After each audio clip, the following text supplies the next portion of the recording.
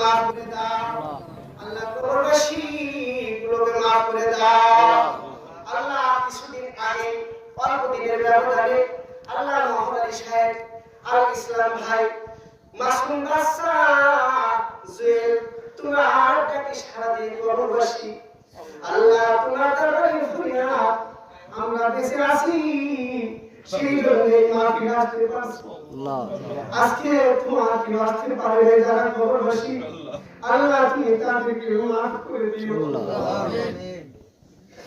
আল্লাহ তোমার দরবারে ফরিয়াদ তুমি আমাদের সবাইকে মাফ করে দাও আল্লাহ। আমি যদি এখানে ভুল কথা বলে থাকি তুমি আমার মাফ করে দাও আল্লাহ।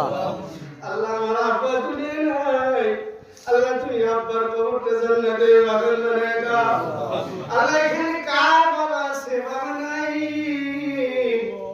কার আত্মীয়স্বজন নাই আল্লাহ, কে বাসায় যে আব্বার আব্বা বলতে পারবে না আল্লাহ, মারে মাকে ডাক দিতে পারবে না, ওই মানব কবরে আযাব দিও না রব্বুল আলামিন।